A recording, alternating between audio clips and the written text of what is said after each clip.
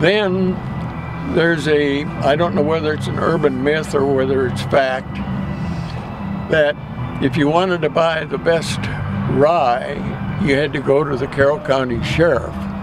The sheriff would go out and raid a bootlegger. He'd confiscate all of the inventory that the guy had. Of course, he had to have it for evidence. And then we found out later that evidence was always for sale. Then he also took all the copper that the guy had with his still, and he took that back to the jail, and he had the guys in jail flattening the stuff out. And I can take you today to 2 houses that still have the copper roofs on that he built back then. So anyway, it was a great, great time. Those are great. See, you didn't even need any prompting. You just had them all just rattling right off. Now, a couple things, and let me just say, if you do make it back to Iowa, I think we should do this again, and we can drive around and you could point at those houses and we could see where that Standard Oil station was. So I'll give you my card and we'll do that. When's your birthday? My birthday is January 3rd, 1926. 1926. Right. And you never got in trouble as a kid. I never got in trouble even as an adult. As an adult, no. But with your little bootlegging gang, confiscating whiskey or bottles, you never got caught. I'm surprised. Stupid, we weren't. We were sharp kids. You were sharp. Sharp kids. We knew how to turn a buck.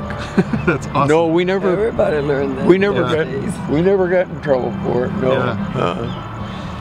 Do you remember any? Do you remember any of those kids you ran around with? Are any of them still around or in Iowa? Or I don't know. I know the kids that were in the. I don't remember exactly who was in the bunch that we were with, but there was the family names back there. There was Shrek, and I interviewed a Shrek actually. I interviewed his name was Paul Shrek. He lives in Fort Dodge now. I think he's a younger generation than you, maybe one generation younger than you. Yeah, he might be. Let's see, there was Shrek and let's see, Hacker. Hacker was he had a blacksmith shop, and it was oh boy, memory fades on that stuff, but. I just wondered if you'd kept in touch or anything. Olinger kids, and that's about the only ones that I can. I'm sure that there were more of them. There's some speculation that the blacksmith in town was the one who started this enterprise. I know a lot of people were doing it, but we're always trying to figure out who the first one was, and a lot of people think it was a blacksmith that started it, but. Well, good for him. He was set up for it. Yep. And what was the name of the grocery store?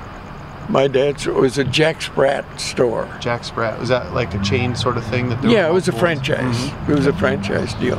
And of course he had it right in the middle of the Depression, and my dad had a heart bigger than he was, and at that point in time, and it's one of these things, you had to have lived at that time to know what it was like.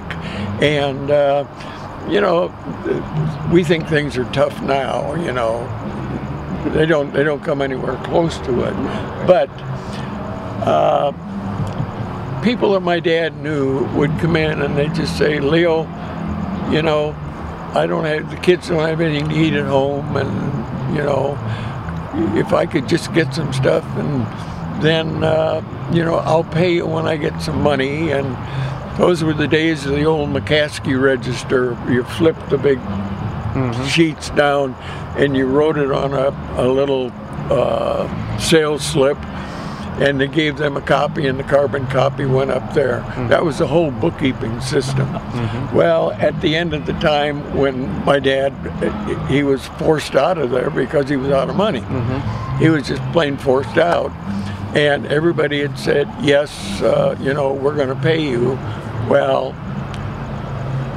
quite a few years, and my dad never saw a nickel, you know, but it was the way things went. Sure. Which is fulfilling in life, yeah. Sure.